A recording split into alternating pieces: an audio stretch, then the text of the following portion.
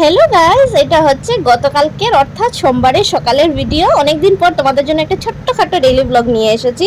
সকালবেলা green tea খেয়ে দিনটা স্টার্ট করেছি। বিছানাপত্র কিছু গুছানো হয়নি, কুহুকে স্কুলে দিয়ে এসেছি, কুহু যেহেতু এক্সামস চলছে।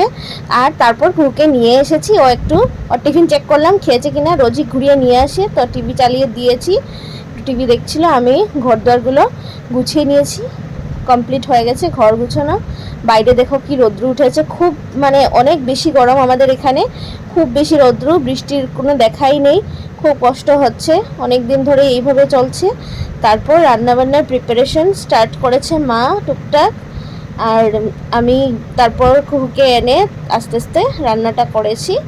তো এইসব রান্নাবান্না শেষ হওয়ার পর কী রান্না হয়েছে দেখিয়ে দিচ্ছি। এখানে আমাদের ডগের জন্য খাবার রেডি করে রাখা, আর তারপর রান্নাবান্না শেষ হওয়ার পরে কিচেন গুছিয়ে তারপরে তোমাদের জন্য একটু আবার ভিডিও করলাম যে কী খাবার আমি বানিয়েছি।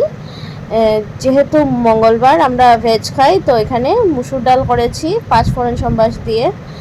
তারপরে এখানে করেছি চাল কুমড়োর খোসা বাটা, এটা একটা ইউনিক রেসিপি, খুবই টেস্টি হয় খেতে, বানাতেও হবে ওরকম। আর আগের দিনের একটু ভাত বেঁচে গেছে, ওটা আমরা কিছুই ফেলি না, সবই খাওয়া হয়। এখানে সয়াবিন আর পটলের একটা শুকনো করে সবজি, আর এখানে চাল কুমড়ো সর্ষে বাটা পোস্ত বাটা দিয়ে হয়েছে চাল কুমড়ো। বাস এগুলোই ছিল মঙ্গলবারের দুপুরবেলার মানে খাবার দাবার, যেহেতু ভেজ খাওয়া হয় তাই। তারপরে সন্ধেবেলা কুহু টিউশন নিয়ে গেলাম, আমার স্টুডেন্টস এসে পড়ে গেল।